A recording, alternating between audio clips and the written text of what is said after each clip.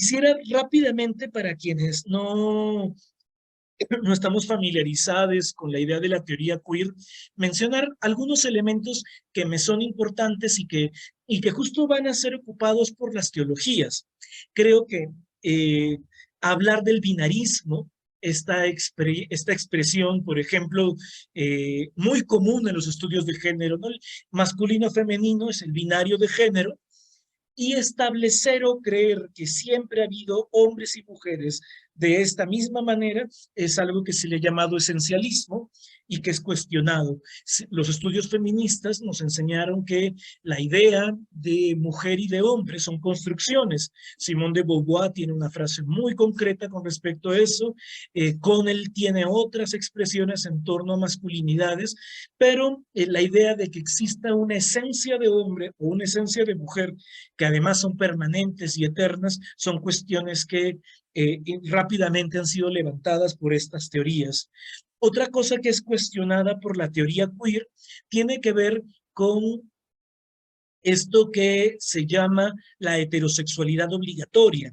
Adrienne Rich y Monique Wittig establecen una crítica a pensar de que toda la sociedad es heterosexual por sí misma. Es más, eh, Rich habla de la heterosexualidad compulsiva. ¿Y cómo podemos probarlo rápidamente de que existe esta heterosexualidad obligatoria? En el análisis a personajes históricos jamás ponemos en duda o nos ponemos a plantear la posibilidad de que sean personas heterosexuales o no. Nadie piensa en si Napoleón fue heterosexual o no. Se asume simplemente que lo es. Entonces, esto habla de una matriz heterosexual que está siendo cuestionada y además se considera también la heterosexualidad no como una orientación sexual solamente, sino como una ideología que se impone a partir de discursos y de narrativas. Entonces, tú tienes que ser heterosexual porque es la norma. Eso es una imposición cultural que se va a llamar heteronormatividad. Otra cosa importante en la teoría queer es el tema de la deconstrucción.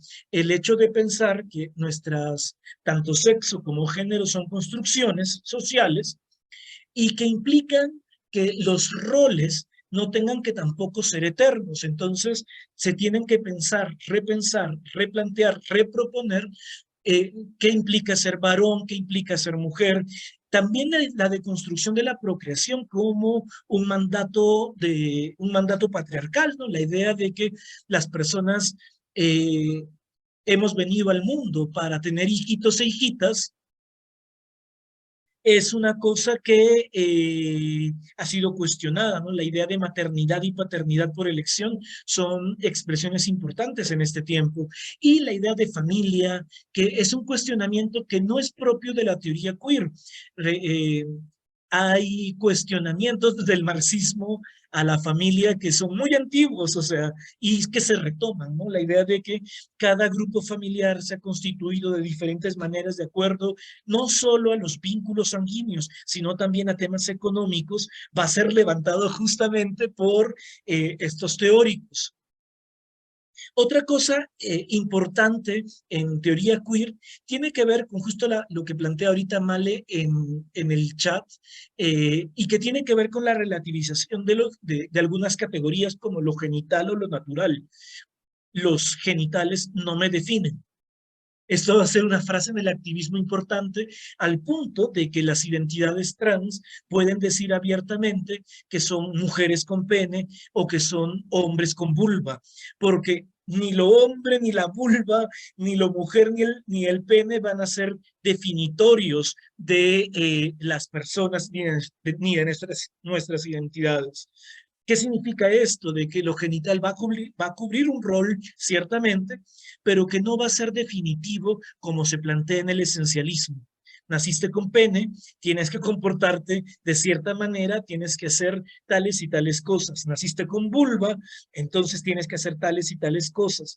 Esto es la crítica al esencialismo implica esta relativización. Ahora, otra categoría problemática, y aquí entra en conflicto con el cristianismo, ciertamente, es la idea de naturaleza. Para los teóricos y teóricas queer no existe la naturaleza. La naturaleza también es una construcción que tiene que ver con toda una lectura filosófica del mundo. Quienes son aquí de origen católico recordarán cómo se habla de ley moral natural y cómo tienen raíces en los estoicos incluso, ¿no? Creo que los cuestionamientos que se han planteado desde la filosofía y desde la ciencia a cómo se ha construido cómo se han construido todos estos conocimientos, hace que coloquemos una expresión también marxista, pero más gramsciana, que tiene que ver con lo hegemónico y con lo subalterno. ¿Qué van a decir los teóricos y teóricas queer? De que la idea de lo natural es una posición hegemónica y que existen otras maneras también alternativas que han sido subalternizadas. Por ejemplo, la palabra naturaleza no la tenemos en la escritura como tal. Tenemos la idea de creación, tenemos la idea de gracia, tenemos la idea de otros seres que están acompañando eh, con los que cohabitamos. La idea de naturaleza es mucho más griega y todo este cuestionamiento y posibilidades que no son las más importantes ni las enseñadas, van a considerarse como subalternizadas. Entonces, ¿qué cosa va a hacer la teoría queer? Va a emplear estos pequeños relatos, estos discursos no hegemónicos subalternizados para ponerlos en el espacio público. Hasta aquí, pregunta, comentario, usen el chat. Ah, ya, lo de género fluido. Sí.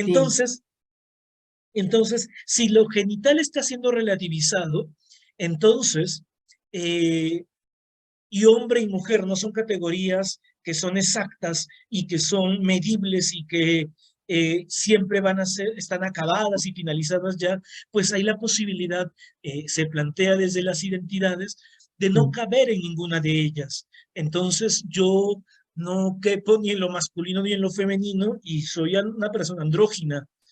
No quepo ni en, o sea, a veces quiero tener una representación social más asociada a lo femenino, pero tengo barba, entonces a eso se le llama género fluido, la posibilidad de poder disfrutar, de poder sentirse representada con todas estas formas y no solamente con una, ¿no? El hecho, por ejemplo, de hombres que usamos falda, de hombres que nos pintamos las uñas, eso no nos hace mujeres, no nos hace Ujú. mujeres, pero nos hace fluir en un imaginario de género que está allí. A ver, aquí hay un... Quique, ahí hay un comentario de Juan Francisco también, y Ajá, Sandrita sí, levanta la mano. sí, Sí. sí, totalmente de acuerdo, Juan Francisco. O sea, cada vez más, incluso hay un documento que lo sacó la Congregación para la Doctrina de la Fe sobre ley moral natural y trata de ser mucho más dialogante, ¿no? Creo que sí existen todavía estas tendencias y el problema no es, creo, lo que se comprende en teología como ley moral natural.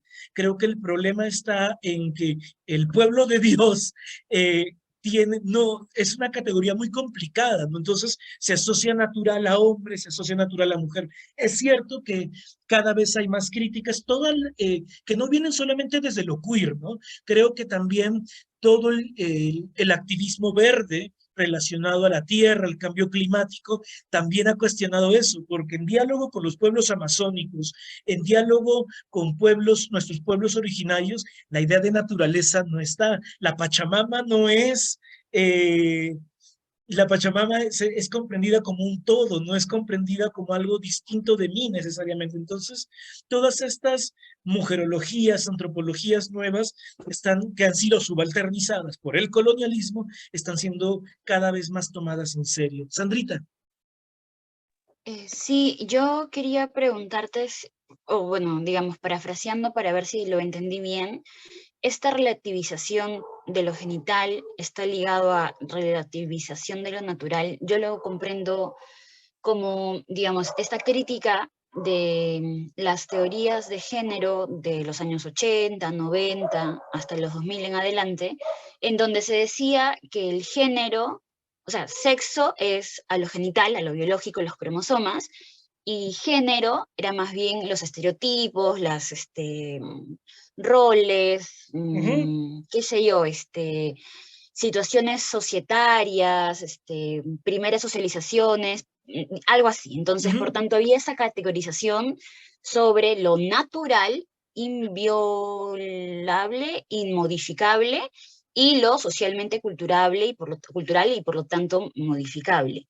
En tanto que a partir de Butler en adelante, con todo este tema de género fluido, se entiende que la naturaleza en sí misma es también una construcción humana. ¿En qué ujú. sentido?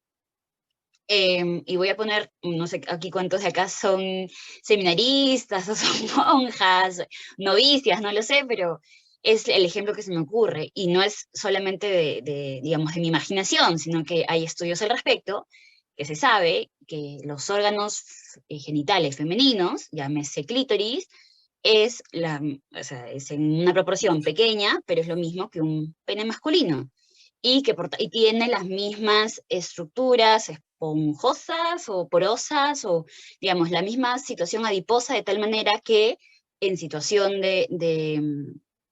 iba a decir estrés, pero más bien de excitación, pues también tiene una funcionalidad y un crecimiento y qué sé yo. Entonces, ¿a qué voy con esto?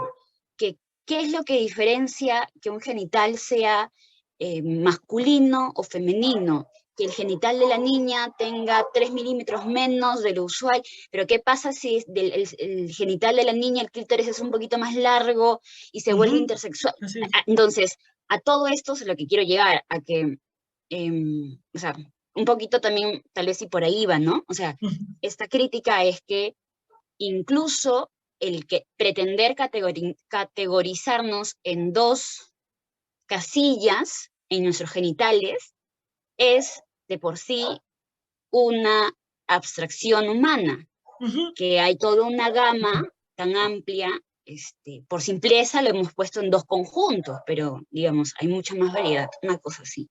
¿Eso? No, Ujú. sí, está muy bien. Y creo que la- el hecho de que la medicalización y la patologización de las identidades o sea, haya sido el discurso, la norma más habitual, o sea, la forma de comprender todo lo diferente como o enfermo o como criminal, ha hecho de que todo lo que sea diferente pues no aparezca. Ahora, como Butler plantea en uno de los textos que más me gusta de ellas, sobre cuerpos aliados, estamos peleando por el derecho a aparecer, ¿no? Y a complejizar aún más tanto los discursos o los juegos de verdad, como lo va a llamar Foucault, que, que han sostenido nuestros discursos occidentales, ¿no? Entonces, creo que es una crítica, o sea, creo que cuando hablamos de teoría, necesitamos pensar siempre de que es una manera de comprender la realidad, una crítica a la realidad y a cómo hemos construido conocimiento.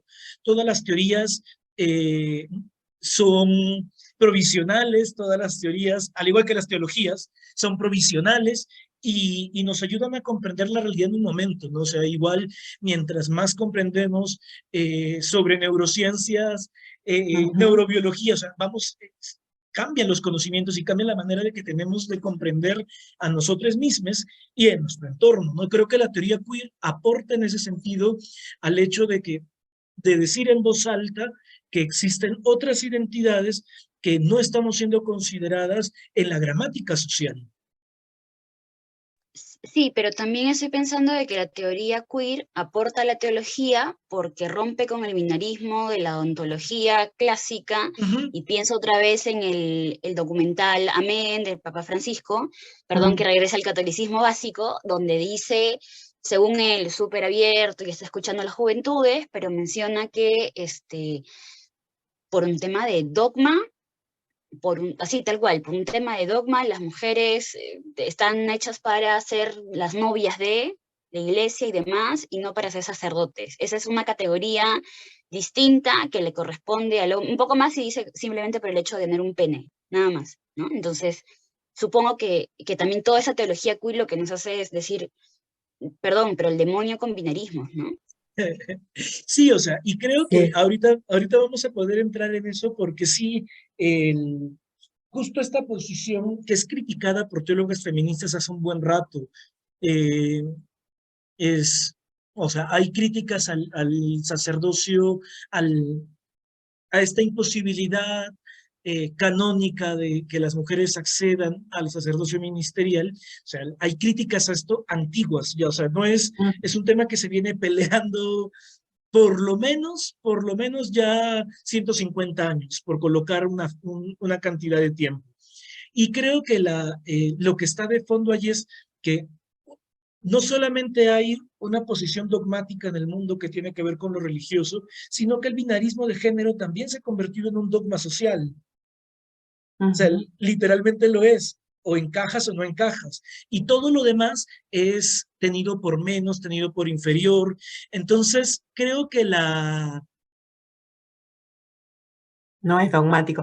Sí, ahí Así es importante distinguirlo. Así Sí, es, eso iba sí. a decir, que no es una cuestión dogmática el tema de acceder o no a la ordenación sacerdotal de mujeres. Y es Cita textual del documental, lo juro.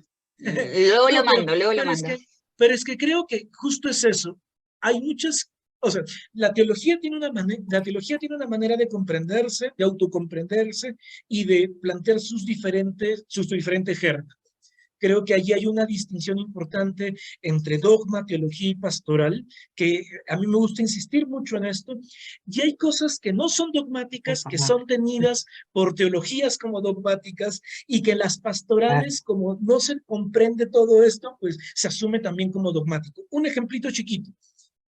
Hace una semana y media vi un video de un presbítero católico en Lima, que le están acusando de ir contra la doctrina católica porque está haciendo predicar a un seminarista.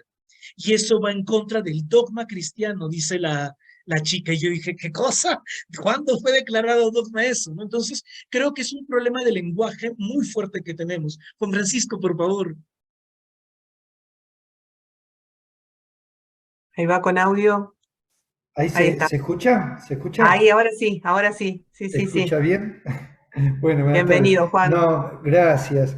Espero que no aparezca ningún grito porque estoy conectado desde un estadio de fútbol, donde se está jugando ahora Aprovecho con el RAS.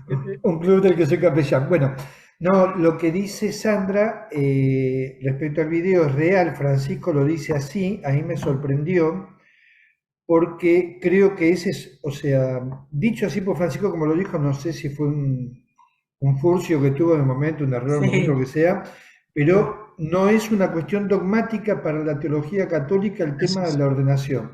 Es una cuestión disciplinaria, de disciplina de derecho positivo, derecho canónico, por lo cual es reformable, ¿no? Claro. De hecho, en San Pablo encontramos que existía al menos una diaconisa. Y hoy el Instrumentus Laboris del sínodo que comienza ahora en octubre está presentando la posibilidad, por lo menos para que se plantee, de la ordenación de mujeres.